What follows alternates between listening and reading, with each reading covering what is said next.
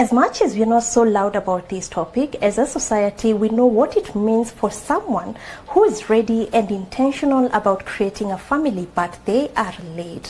What do you do when you feel late for marriage? That's what we're discussing today, quite a thrilling topic. I know. Welcome to Benjamin Zulu Global Show. My name is Sylvia Keremi. Please stay tuned because this one is going to be amazing.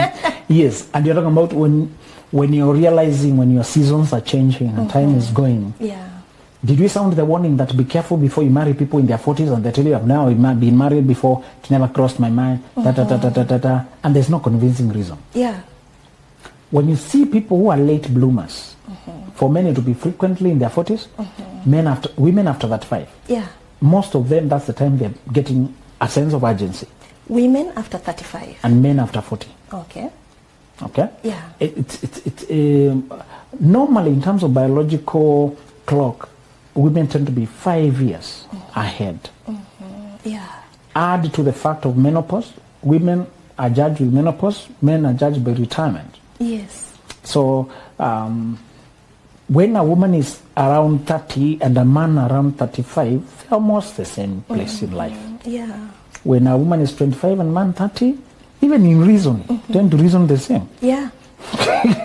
When a man is 40, the woman 35, you can't tell the difference. Yes, that's true. They have to tell you. You know?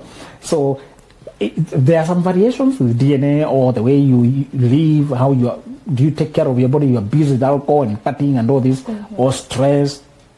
So I saw this meme that was hinting at something saying, are you happy or you are a firstborn and you're also a lady? What about that? Try to hint that Yes. firstborn daughters cannot be happy because they are carrying their families. Too much burden. You know? Yes. Also, the firstborn sons in a fatherless home or in a place where the father is passive, they tend to be sucked in to become the surrogate father or the de facto leader in that home, and they are pulled into everything and made to feel like that's their destiny. So they buy into the whole thing. Have you noticed that women after 40s, women now in their 40s and 50s, particularly, I think now they are around 45, the group that is particularly with this element of they have no definition of their life without marriage. They can't define who they are without marriage. Yes. So even if it's abusive, they usually die there. They have no identity without marriage. It troubled us for a long time, us in the counseling world. They just don't have that. They even tell you early on, divorce is not an option. But they're being abused. But the being mistreated. The woman left, the man left. They're alone. Yeah. And you ask them, divorce from what? You're no longer married. Yes. The person left. You know? You know, they tell you it's their fate. It's their destiny. It's their identity. Yes. It's their honor in society.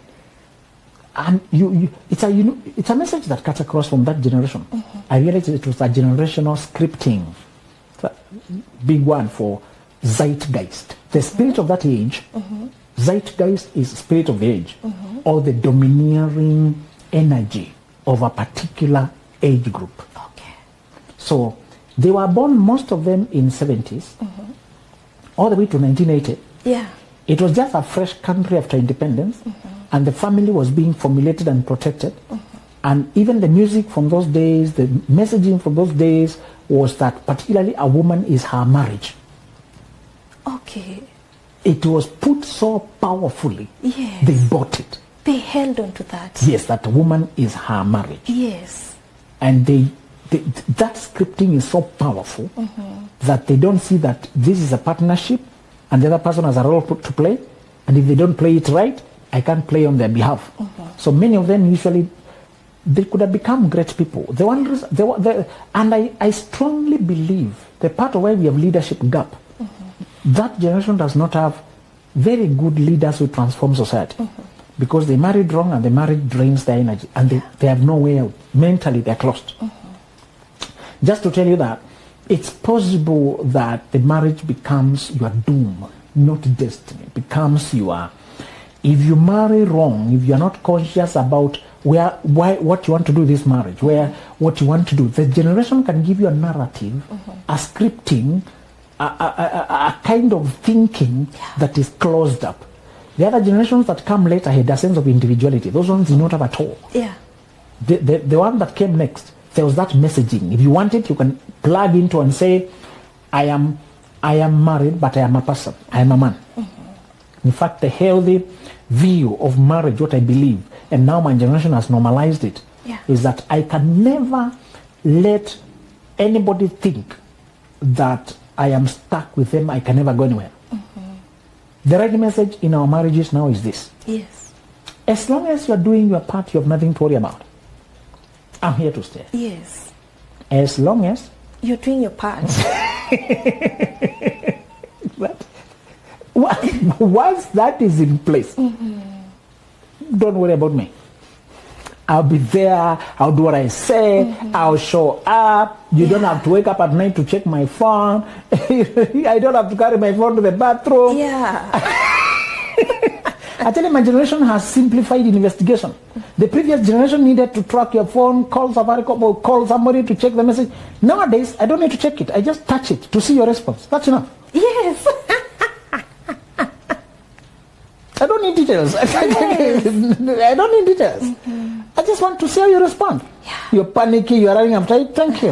I just want to know whether you have something to hide, and you have confirmed that you have something to hide. Something to hide. Thank you. I don't need to know what it is. I don't know that trauma. It's too much trauma. It's enough. Yeah. And because those generations needed to print evidence to show I don't know to where. Yeah. Today I don't call clan meeting with printed evidence. No, it's not that way. We have become self-determining.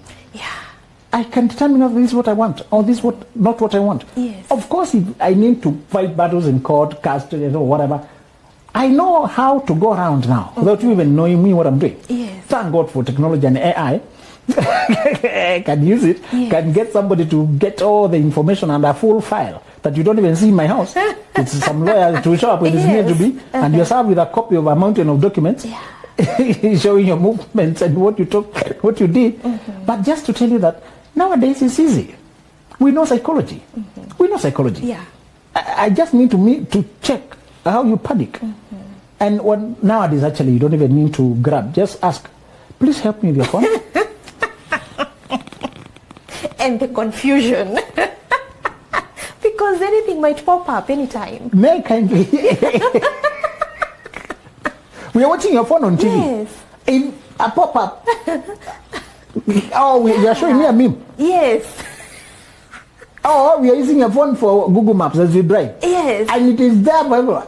On the net, turn right. Turns right, another message also turns left. You know? Yeah. And then it is connected to speakerphone. And somebody, hello Siri, on the car. Everybody here, Siri. You are in another room. Goodness. Your phone connected in the Bluetooth where everybody is. Yeah. You're not even aware of it. What is playing? We are hearing. Who is not? Disconnect your phones, people. You're making noise for us. As we complain, another interesting message plays. You know. Nowadays we are in Internet of Things, IoT. Yes. Everything. So it's very hard to keep secrets nowadays. The gadgets will help us. Yeah. The last gadget that was connected on your car when I borrowed the car, when you ignite, it is connected when I'm in the room. Yes. These gadgets are not helping cheaters. They're really not helping. You know, you want to talk hands-free with after you talk hands-free, it remains there connected. Yeah. Okay. You know, and somebody said if you check your person's phone, your girl's phone, and you find that there's Mercedes C-Class, the last Bluetooth connect, they remain there. There's a list of what was TX, TX S-Class. What was she? This was Vasha Manenos. You know? But it is Subaru that was connected. Just to tell you, nowadays it's not, we don't have to go to those great lengths to find information. While you are seated there, even not being bothered, it will be brought to you. And nowadays also, if you log with your phone on my email, I start getting notifications about your dealings. Oh my goodness. Yeah. I was driving my wife's car and she was sent a message. You was spotted driving at from nowadays. Can't you even have a life out there? Exactly. Even NTSA is reporting you. Where you are, at what speed you are going. What if I was hiding? You reported. What if I was hiding? Pretending to be this direction. Yes, as a NTSA, unknowingly you put your phone as a backup next of kid as the messenger said spotted Nakuru driving, please drive slowly, arrive safe. So this technology this generation has been assisted. You don't have to worry too much. If you go to your car's tracker, although most of us don't know, those who are not tech savvy, you can see all the movements you make. With even speeds if you want. It stops. The zigzags of it. So if you try to deny, somebody comes up with a printout to tell you that we are luckier or unluckier, depending on which side of the technology. If you're being honest, technology will help you. If you're being dishonest, it will expose you. True. The lateness we're describing today is when the seasons have left you behind for some reason or other. And you should not listen to flimsy excuses when people are covering up indecisiveness. Just to warn you, but if you marry a late bloomer, make sure the reason makes sense. And today I want to help you with the reasons so that you can know what to check for.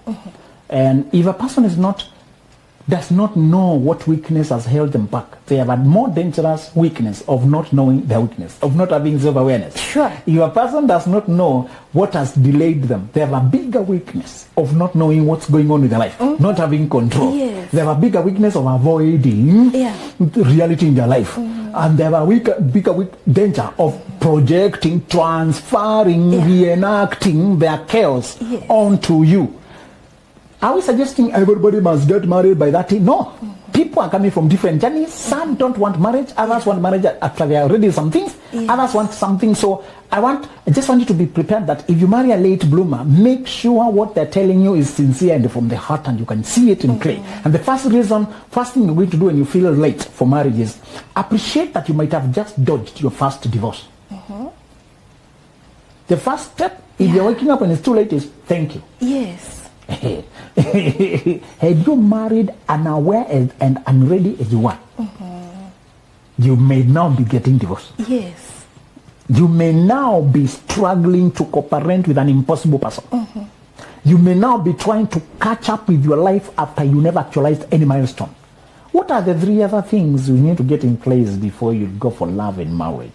And for which, if you don't have them, you don't have a ship of life, a voyage of life. You'll have a canoe that keeps being tossed up and down by every wave, and you're very unstable. When you make marriage or everything, you're carrying all your eggs in one basket, and you know how unwise that is, and how you become vulnerable, and that person becomes not only your partner, but your world. You get another god, a demigod, a human god. When you put everything in your life into marriage, that's why it's, however much I try, I can't discuss with the person who tells me they've been married since they were 18, 19. I'm not saying you can't develop yourself after, but usually they don't. Marriage is too busy. The emotions are too busy. True. And those who marry you are used to that small version of you. Mostly. You may be a rare case where a person allowed you to evolve to self-actualization, but you're just an exception, not the rule. Remember, car accidents happen. And when you don't have your seatbelt on, you're very vulnerable to be tossed around and to be. So some people may have come from an accident when they did not have their car seat on, and they were not injured. So they become advocates of the safety belts are useless. I was in them and they came out unscathed. Other people had the safety belts, they were killed. So the seat belts make no sense. That's a person saying they married early and it did not affect them. It is the same. I get it. You get? They are very loud. To say doesn't matter. They're just lucky and they're ungrateful. But they were lucky that the prayers of their grandmothers worked. To marry when you have not self-actualized is as risky as a slow suicide. The accidents that happen and hurt people more for not having seatbelts are way more than the survival when you don't have it. In fact, many times it's the only person who did not have it who gets injured. Because sometimes they are tossed out of the car. I've had those cases a lot of times. Yeah. The car moves, the person is tossed out. I've had them so many times. And that's the only person who was so injured because they don't have anything. Of course, if it's something smashing or whatever like that, the seatbelt, many people, they want to help. It helps in certain circumstances. Yeah. But we know, even without an accident, just imagine the brakes. It's enough to hurt you. Yes. When you have nothing to hold you down. True. Car swerving is enough to knock you out. When a person has not developed who they are, has not evolved into themselves, have not learned who they are, they rush into marriage, they are swallowing themselves up. You're going to start with appreciating that had you come in when other people are coming in, and ready as you are, you may be coming out. So we are saying the other pillars that need to be in place for you, maybe they are the ones who have been working for up to now, is healthy social networks. Yeah. You needed to get to know mentors, to get to people to pour into, people to pour into you, and others you pour into. You needed to get a social life that is social capital, that is social wealth, that is people you know who ease your life, who mention your name in rooms full of opportunities, people you help, people you advise, people you network, people you pour into, and people pour into you. That is so powerful. You don't have it when you're 18. Yes. You don't have it when you're 20. These things need time to get to know quality people. Yeah. People who make your life easier and you make their life easier. Yes. We discussed in another show in how to build your soft wealth, and we said good networks come from being somebody who is worthy knowing, who people want to keep their contact. Yeah. Become very good at something so that people want to carry your contact. True. That's how important people will find you important. The motivational speaker lied to you. If you hang out around 3 millionaires, you'll be the fourth. Why should millionaires hang around with you? Why? No reason. Thank you. Yes. Become a person millionaires are looking out for. That's the secret. Yeah. Yes. Be the kind of person a millionaire wants to keep a contact. Be so good at what you do. Yeah. They know they might need you someday. Yes. They know their friend who might use your services. You know, I know somebody who might. That's how you network. Become so good that they themselves carry your contact and give you to somebody. Yeah. This girl will sort you out. My niece has been looking for media. Oh, can you talk to my niece? That is something. Yes. In the Shark Tank, that investment show, one lady was only very young, around 20s, thereabout, had a very big project, and one shark there said, was very emotional. Said, I will invest in your business, I'll give you the money you want on one condition. You mentor my daughters. They want to be what you are, and I see you are closer to them in age than me, and you may show them the way. Yes. So this is out of the business, but it's a condition I want you to do. Please talk to my children, show them the way, show them how you got here. What is that? A person, you have what they want. They are a billionaire. In those cases, even billionaires. Yes. You have the passion they wish for their daughters. Yes. And they tell you, would you please mentor my daughters? That's a billionaire who has your contact. Because you have something they want. They want. That's how they will help you as you help them. Yeah. So don't be lied to. Hang around millionaires. You don't even know where they go. You can't even afford the golf club they go to. Just be exceptional at what you do. Yes. The millionaires say, it would be interesting to hear more from you. They're interested in how good you are at what you do. Carry that. It is network worthy. Yes. That's how you network. Wow, that's amazing. But if you run into marriage when you're 18, what are you good at? You've not even self-realized. Thank you. Be so distinctive that the bank manager say, come here, that salesperson who talked second. What was her name? You're getting your trophy the second time. You're the best salesperson. What's your secret? You know my team has been struggling. Would you talk to them? No, please come talk to them. So they put you there to talk to their team. Now you have something the millionaire wants to keep. Yes. Sure. You are networking now. Yes. You are network worthy. You are worthy knowing. So we said, don't strive to be known by many people. Just strive to be worthy knowing. And those people who are worth knowing you will know you. Wow. Stop being famous, trying to do funny things, TikTok, it is trending. Just be somebody, when people see you, how come I never discovered this lady earlier? Oh my God, this is so good. This lady, where is Sylvia? Okay, what a knowing. Hey, that's amazing. When you become that good, intriguing, the other pillar is emotional, personal healing, your own journey, master your own identity, master where you're coming from, deal with your past, release those who hurt you, connect those who need to connect with, define yourself according to your own wish, rename yourself, name where you want to go, change the narrative that carries your life. That's a second pillar. Wow. The third pillar is the money. Can you settle the money you want, how you want to pay your bills, the lifestyle you want to settle on, how much wealth you want, how much financial freedom you are bidding for. Everybody is bidding in life. Everybody is bidding. At what point do you want to bid? In auction, you mention the price according to what you want. You compete for the commodity you want and you buy it. What are you bidding for in the auction of life? If you marry a person who has not settled that question, you'll be a gatherer and they'll be a scatterer. You'll be bringing the eat. You bring the eat. You gather, they scatter. Because they're not trying to gather to bid for that thing you're bidding for. Never marry a person who has not answered that question. I want you to understand this. Nobody marries an ordinary person. We marry somebody as a statement about ourselves. Nobody thinks of themselves as ordinary. So we usually marry somebody who's extraordinary like us. Until you fit that extraordinary image people have of themselves, they won't see you as a partner. So many people are used to minimizing themselves, trying to play humble, not to outshine anybody, not to appear like they are drawing attention. This was virtuous by your mother's standards. Don't attract men. Don't be too obvious. You know, you are packaged for youth.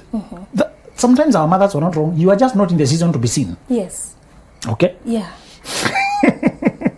And they knew what can go wrong if you start attracting, suggesting, availing yourself, exciting some energies. Definitely. So you come to appreciate the preservation later.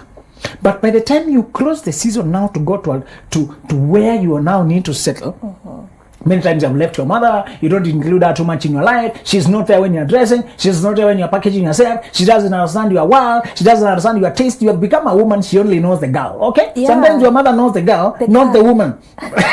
Not your tastes. Not your taste. My daughter's taste of men. Taste of men. She might think of it literally. So you may be so alone, although you used to be so well guarded when you were a girl. When you cross to adulthood, you're now in the world, you have finished college, you are doing your career.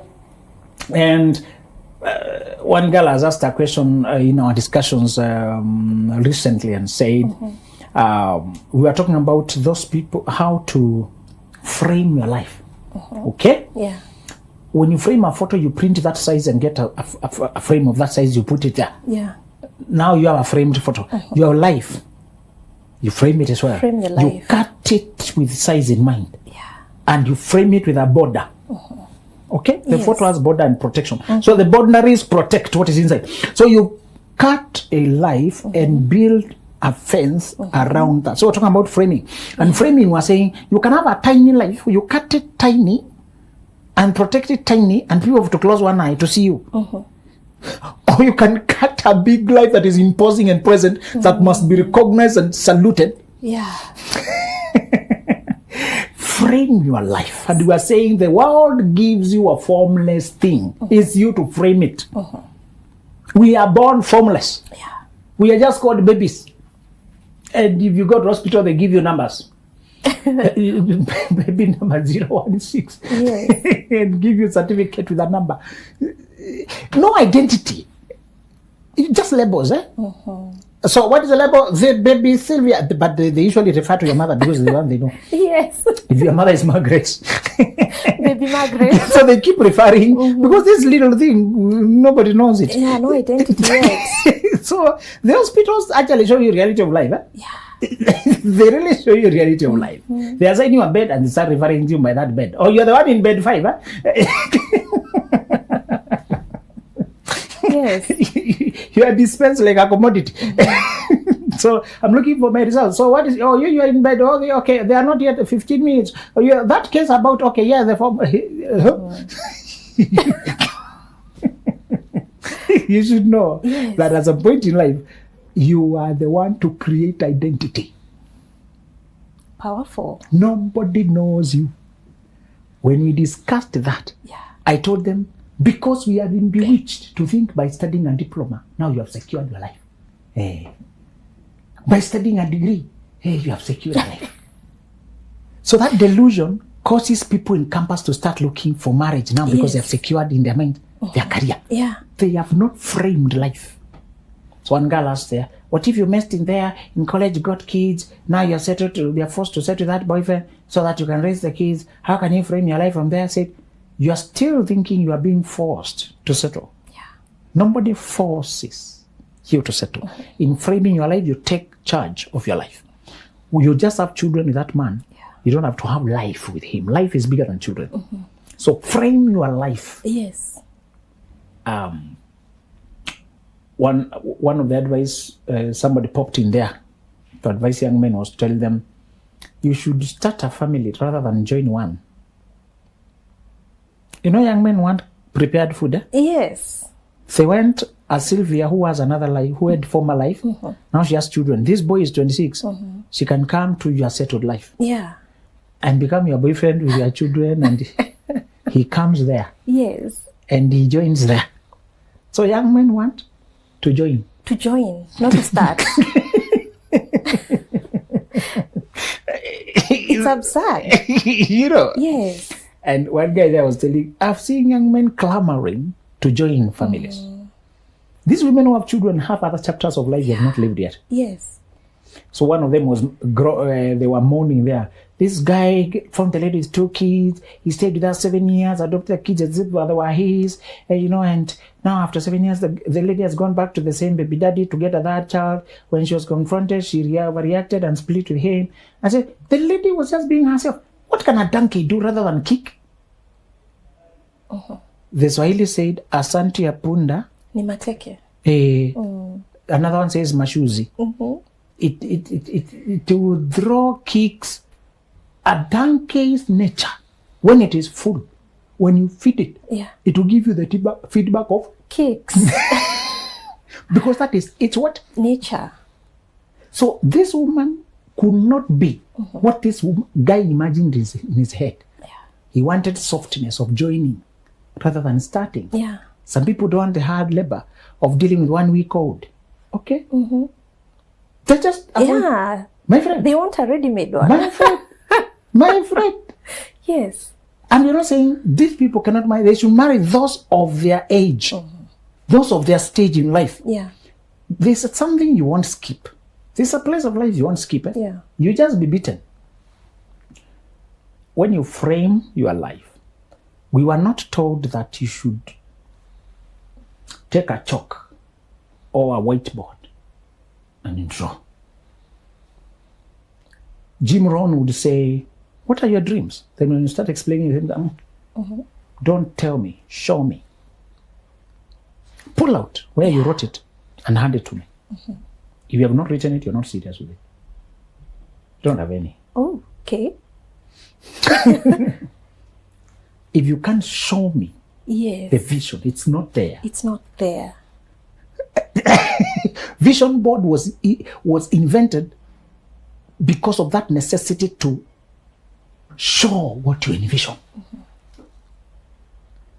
So many of us don't have a vision. We can't even draw. Yeah. Sometimes you've got to Google photos and they're showing you 5 years back what you are doing. Because it's visual. Yes. It's very emotional. Yes. It captures what you are doing and shows you what you are hoping for. That's the power of a vision. The vision preserves what you wanted. Even after it has actualized, you can see the embryonic stages, the ideas. Yes. Today, the house stands there, but I see tapes. I would come with a red tape and tape it, how it is that size. How will it go? How many square meters are those? Yes. The cost overall per square meter. How much would that, if I go one floor? Okay, reduce that one. Okay, take photo. You think, you sit there, you pace up and down, you draw things, until you come up with an image. Sit down with an architect, explain it. They draw it for you. You tweak it, you turn it. This entrance, this side, the sun. The vision evolved on paper. We evolved with it. But if you just say, okay, check what you can build for me. Many people have not as much as drawn a blueprint of their life. Even when an architect would draw a blueprint of a house, they give it keen detail. They think what you want to put, what do you want to put there, how much do you, what is the capacity, what are you looking, what is the size of the family, and they even give you things you did not think. Yeah. You draw, they disagree. I never knew those guys, there are some things they can't build. They have principles they must follow. Yes. For example, they tell you, you can't come from the sitting area direct to the washroom. It doesn't work like that. Yeah. It will be unusable because it will be uncomfortable. Yeah. There must be either two doors and a corner, or it should be the other side on a corridor. Yeah.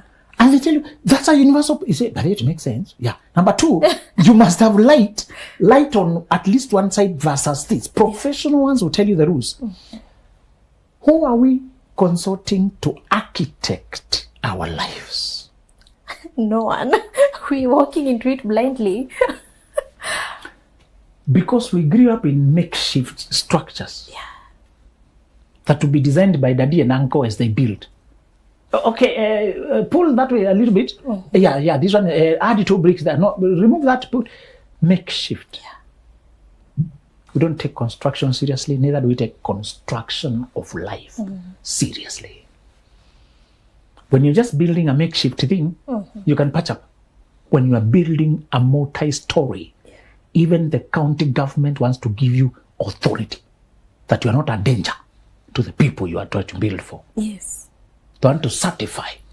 You submit to them the blueprints and they come on site to see what you are building, whether it's what you, because you may want to add other floors beyond what you, and then there will be crisis. Yeah. And I wondered when they talked about setting, they don't set the house blindly, they check neighbors. If the neighbor has set the house above you, and the other one above you, you'll be below them. Your basin will be below, all the water will come to you. Yes. I said, I thought I should just mind my business. No, you are sharing a ground level. Yes. That level is where the water will be playing around. If you are below everybody, what will happen? All the water will go. You'll have a lot of water menace. Yeah. You know, something you wouldn't think. Why don't we think like that? Where are you setting your life? Vis-a-vis your neighbors. Vis-a-vis your neighbors. Because there's commonality. There's a ground we are sharing. And if they are setting their ground higher, you will struggle. Yeah. One time I wandered into the city when I was just between somewhere in secondary school, and I bumped upon a signboard saying University of Nairobi. And I wandered and looked, and people were changing from one hall to another. And there were as many as, they looked like a swarm of bees. They were crossing the road. Yes. They crossed. I waited. They crossed. I said, all these human beings are degrees. If I don't get a degree vis-a-vis this many, what are my chances also? That's the day I made up my mind. Come rain, come high, I must get to the university. Degrees are the universal now. I waited for one class to cross. They crossed like bees. And they looked very ordinary, like me. Running around to squabble for chairs. I could hear them squabbling and moving, struggling to settle in the hall, just like we do in secondary. This is very familiar. They're not just in uniforms, but they look like the Form 4s I'm seeing around there. Yes. Vis-a-vis the neighborhood, the level was already a degree. Why haven't women realized the level is no longer marriage? The level is self-reliance. And the level is irreducible minimum is the lifestyle you determine for yourself. The first reason they could be around that they're not seeing you is because you are still ambivalent about whether it's time to be seen. Yeah. In your vision, this is not the time, or the vision is not there. Where there is no vision, people perish. Not where there is no talent. Yeah. Not where there is no potential. Not where there is no desire. Where there is no vision. What is vision? A drawing of what you hope for. A visual representation could be just something you can see. Write down the vision and make it plain, clear. That whoever read it there may run thereby. Run by what you see. Let me tell you, if you don't have what you want in your head, it will not show in your energy, it will not show in your talk, it will not show in your desires, it will not show in your wishes. Okay, it may remain as a wish. I wish one day, but the drive. If you don't see me looking for water, you can't tell that I'm thirsty. Yes. So you may be thirsty for marriage, but if I don't see you looking for the water, how can I tell? You can tell. There's no courtesy in offering random people water. Hey, do you want water? Is it poisoned? Why are you giving it people for free? Actually, when someone gives it for free, that's what you'll think. That's what marriage is. Why are you poking me with your ideas of marriage? The world can't come proposing voluntary things like marriage to you. That's one reason they keep passing you by. They're around, they're marriageable. But it's discourteous. Yeah. There's no courtesy in coming from the blues to ask Sylvia, hey, can I marry you? What?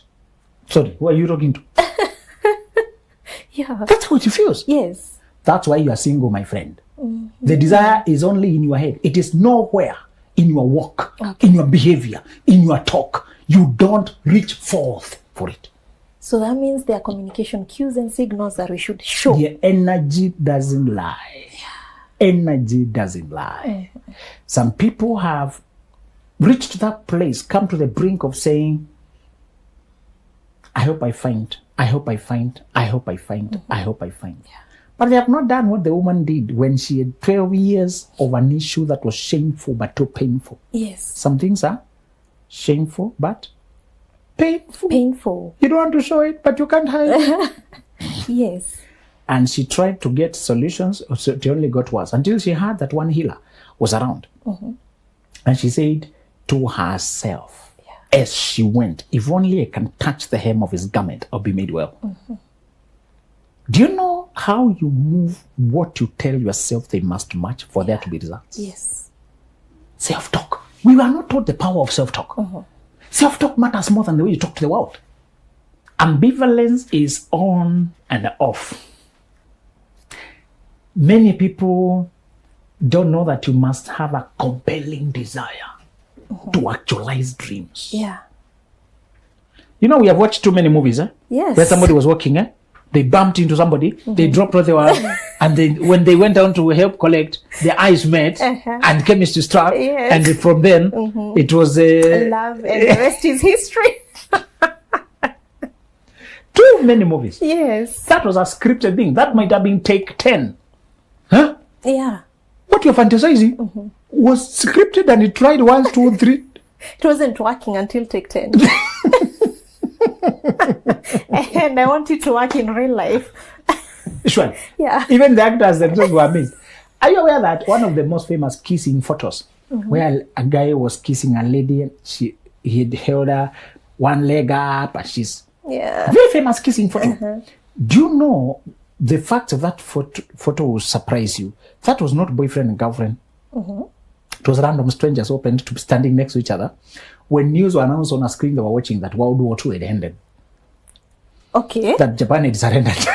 So people were so excited. This guy grabbed a damsel nearby.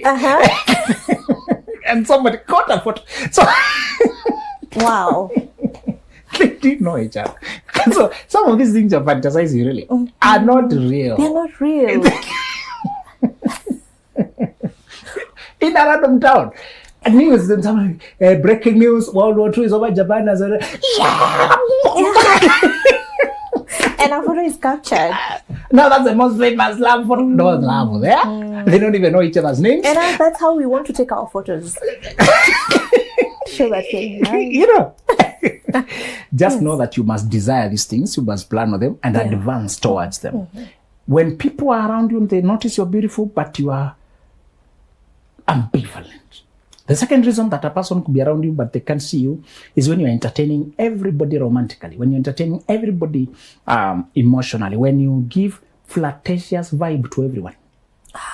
You missed the right one.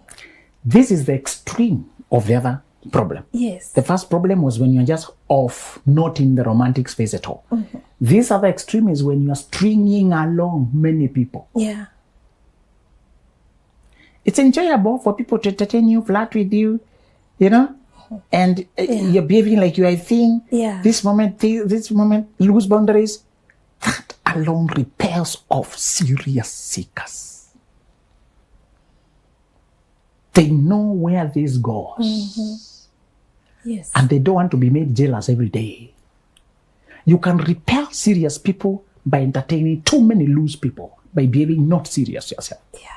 So we are assuming you have already ticked all the other boxes. This person, you like them physically, you like how they think. You have sense of humor, both of you. Time flies when you're together. You talk endlessly. You connect around so many things. You think alike. Your world views. You know, the kind of children, you even have names for your children. You want the kind of home you have. You have already designed the kind of cars to drive, where to live, where to go for holidays. You have all this perfect connection. And you think the search is over. Yes. Okay, we don't generally marry the person we can manage to live with. We marry the person we can't manage to live without. Yes. You love them so much, you can't imagine life without them. Yes. You feel like they're a part of your life. That's what you needed. That's what. So let's imagine now you found the one. You know, and during that excitement is now you're commencing the journey of becoming a couple. Assuming you're dating right, assuming you're keeping the right boundaries in the right place, it will save you. You'll never regret waiting until marriage. Yeah. People say, what if the person has all this? We were not about And I tell them, that's a can of worms. The moment you open it, the Pandora's box, you open it saying, I wanted to check what is inside there. They will also have now the moral authority to ask you just the way you checked and needed to check. I've also checked it. So how would you judge me for the same thing you've just done? You just wanted to use me and go, and they will guilt trip you. So it's not easy. You can only trust on a person's self-reporting, and if they lie, you catch them on the lie and exit based on the lie. Yeah. That's the only safe way you can deal with humans. They can let you to come and check if you want to test drive. Okay, come and test drive. Yes. But because it is the first one, it's very exciting. Because of the thrill and the chemistry, you may think it's all this good. Yeah. But it's not. It's just the newness of it. You know? True. People can take anything, can endure it, because of the newness. It will not remain new after that. Remember that. And the sex that you're trying to check them out is self-centered. It's not trying to please each other. And the sex inside marriage is mutual. This one is one-sided. You know, it's not, doesn't work the same. Doesn't work the same. And you need to teach each other how to cook food for each other. The cooking needs training to know how much salt, how much boiling, how much marinating, how much even cooking needs you to know how I like it. Yes. Bedroom is no different. You need not cook. How can you test me before you teach me how to cook for me? You know, yes. There's a training. It doesn't make sense to test drive the body and over things we have not had time to grow. And also those who know that this physical activity is only the gear lever. It's only the gear lever. The real engine, the soulish connection, the emotional connection, the bonding happens underneath. And when there is that rich connection, any small thing has a lot of sensations. Yes. Because it's backed up by underneath those root systems. Some weeds have root systems underneath. You see them on top here, but underneath they have root systems. Yes. When you have root systems of connection and appreciation and honor and all these spiritual, intuitive, when you have all these goals together, life together, when they start a rich network underneath, this other activity on top becomes way easier. That's why the marriage bed, God wanted to be pure. When you are both of you pure, you have nobody to compare each other with. It feels like that's how it should be. You just flow. You're just innocent. You go with that, and that's what takes you to cloud 9, because that's all you know. You appreciate each other anyway. Yeah. There's a way you see this person deep beyond their body, deep into how they understand you, how they get you, how they think. Yeah. When you're dating, right, you are creating that deeper network and preserving the physical connection for the honeymoon, for the other side. And if you reach there having fought the battle of getting married, fought the battle of resisting opposition, fought the battle of waving envy, you announce you're getting married, many men come to inbox now. They also want to marry. Yes, that's the time they show up. You announce you found a woman to marry, girls now are disappointed. They thought they also had chances. You acted like. Yeah. So you also play. So you just play. They block you. They disappear. You brave the opposition of the world, and you finally now married. You have also won a war.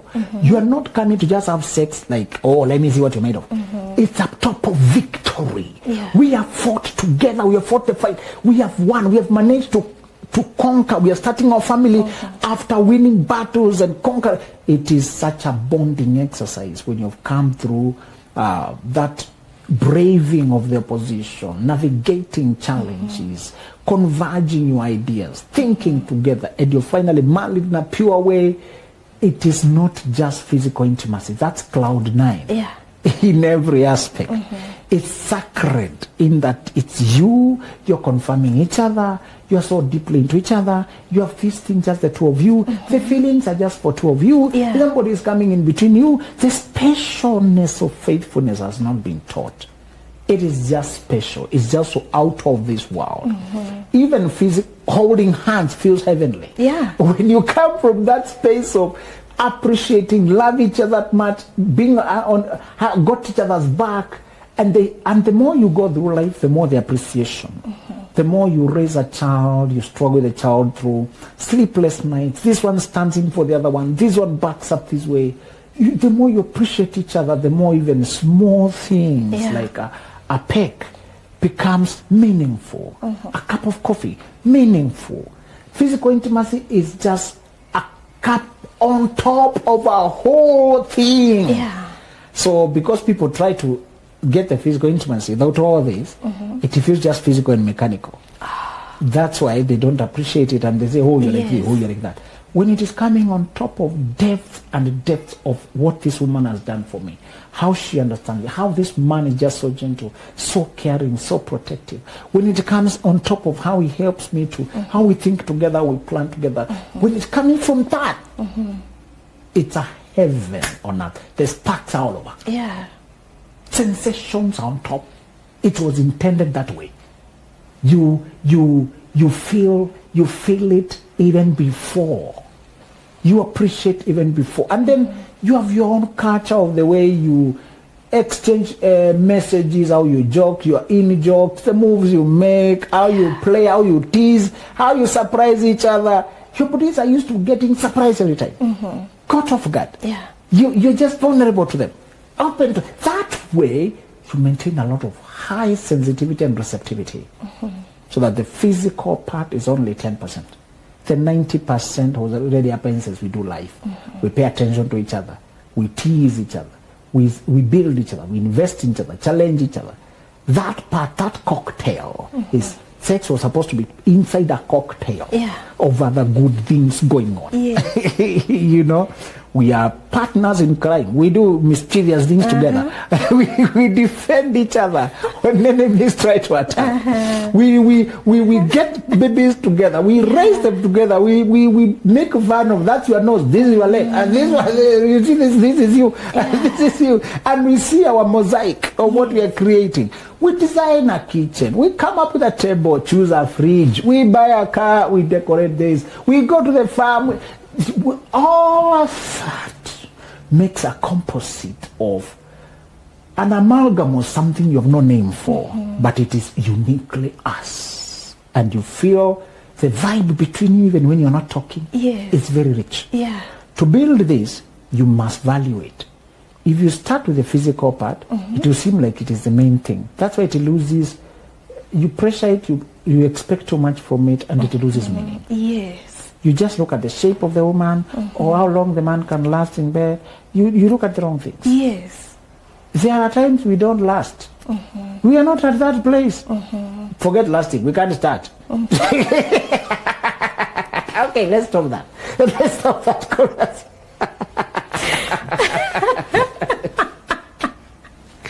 You know, out there it's performance. Between us, it's a connection. It's just a place we are in. Yes. The world makes it look like men are always lasting, looking for somebody to sleep with. Marry one, and you know it's not true. They are not always like that. Yeah. They're not always burning. This guy could be a dead horse. You can lie there, and the fella has no energy. You are not troubling him. He's just zero, battery zero. Yes. You have to recharge And you're laughing him. at him. What is the percentage? 0.1. And you're the mysterious one. The guy has already checked out. And you're like, hey, you wake up. The world gives you a lie. Yeah. Men are not always on fire. Life is a composite. This guy might have carried so much weight today that the woman collapses somewhere at 8 p.m. Totally out. It's the guy now to put the kids to bed, to make sure people eat, to close the doors. It's not always the woman doing this. Those are good for movies.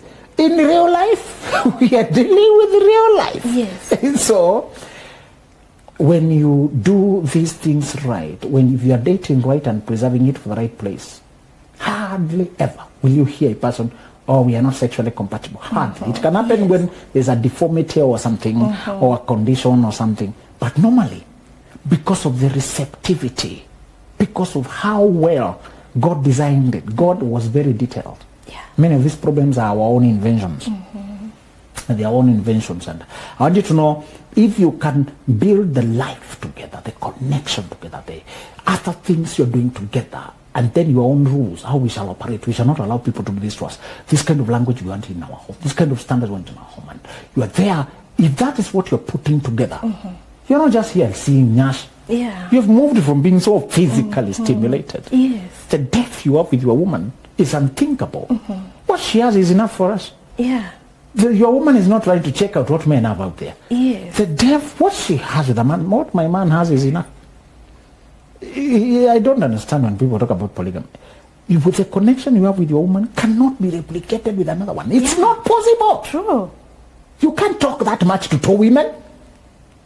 The talking itself. Yes. You get on phone call here, you enter the house when you're still talking. Why? She's there with the phone. Now you disconnect to start talking.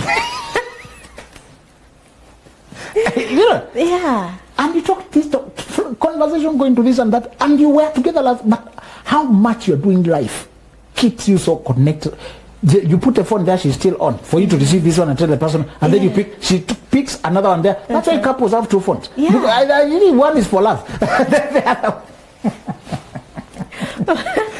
other one is for business. Yes. They call it personal because it's a more decent name.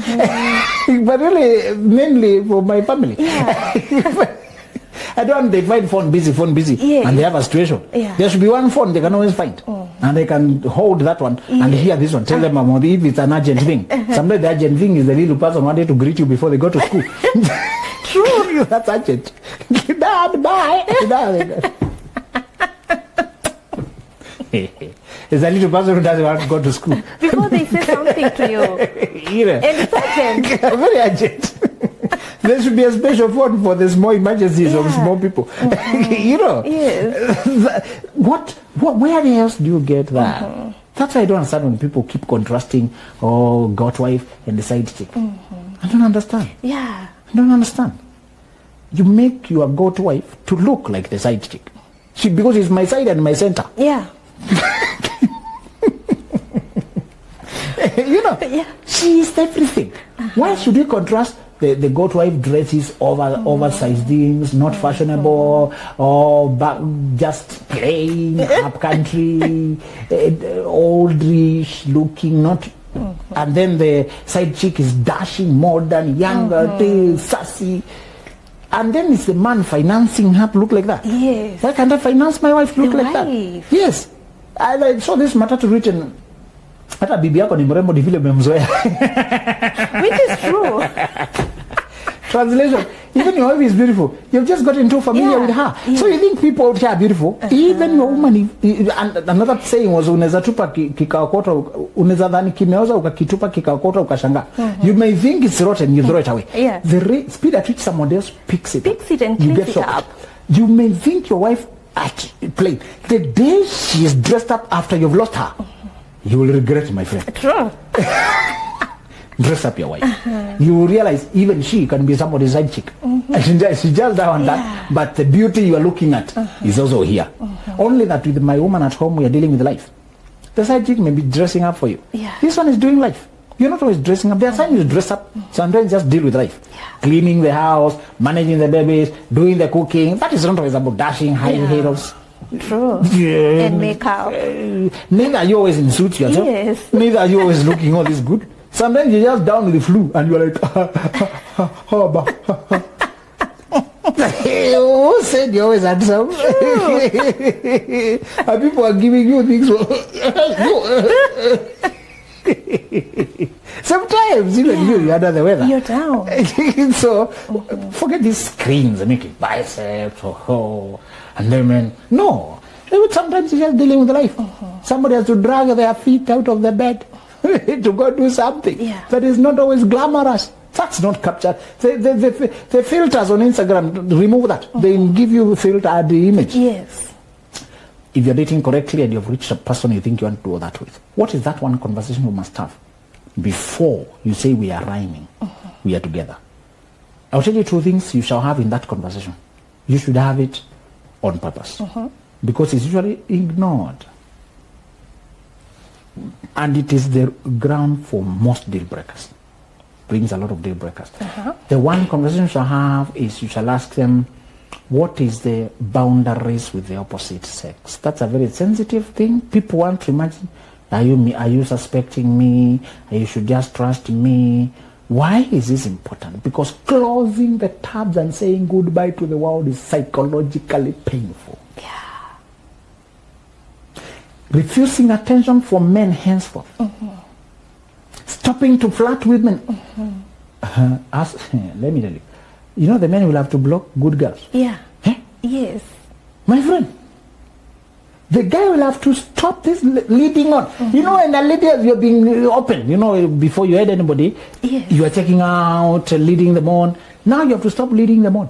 Meaning you lead them away, you block them away, you shut the door. Yes. And some of them are good people. Remember that, Sylvia? Yes. Please remember this. This conversation is critical because some of the people you're asking this woman whether she's done now are good men. Yeah. You're not talking about bad boys. Yes. Good men out there. And they want her. Yeah.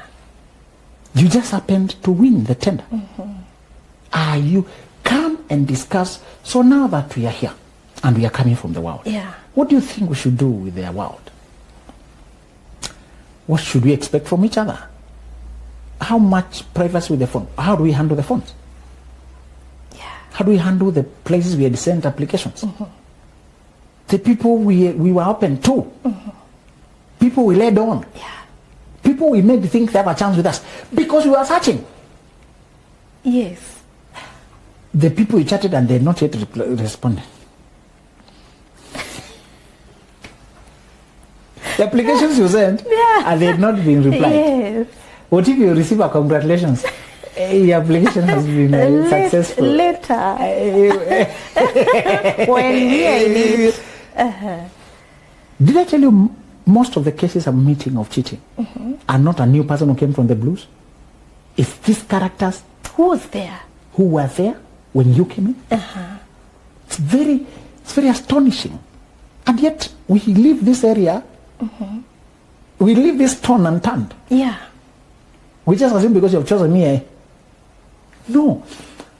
We are discussing the aggression and the advances of the other people who knew you when you were available.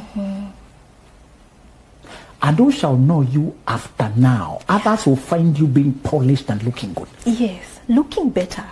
You know when you're loved right, you beam, you glow? What does the world do? It comes rushing. When you're loved right, you smile with a butterfly. You see the sunshine. People are complaining and you're just like, oh, you stop it. You're for that. You cut the phone. People are angry. Why are you not frustrated like them? You know, and you don't make people come. I can see you laughing. They're looking at this one, laughing. Yeah. Joy is so rare. There's no joy in the world. People are just frustrated and angry, and they're looking for more reasons to be angry and get enraged. Yeah. No, when you laugh right, the person lifts your mood. When you have anything to share, you share with them, and you feel therapy. When you marry right, you're marrying also a therapy. Yes. Live-in therapist. Who is also your playmate. Yeah. You know, you can finish therapy session, then you start boxing around. That's what you're marrying. Yeah. When you're married right, you're marrying a whole world in one person.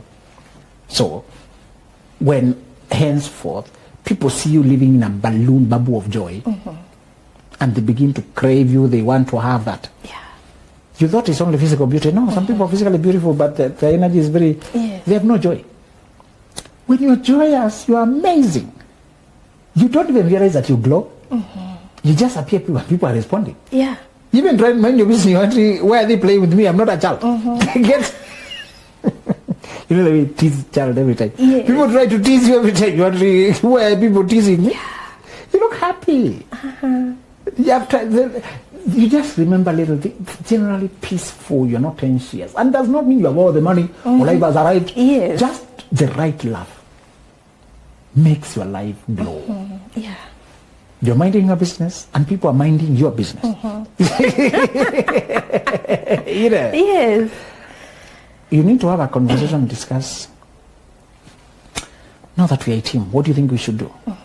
Yes, of course, we both know we need to be loyal to each other, but what can you expect on a more detailed approach?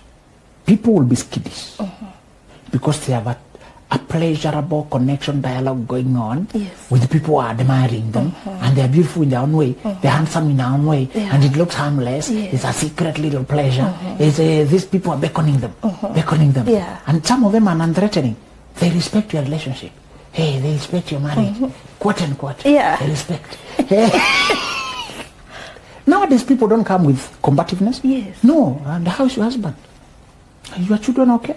They act like they care. My friend. Next time people up like say, can I call you, greet him? Here he is, greet him. That person is not coming with a good motive. They don't want the husband to know they are here. They're just acting like they care to disarm you.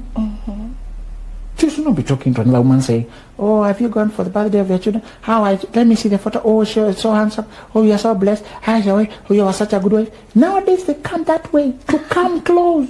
Hey. It's not honest.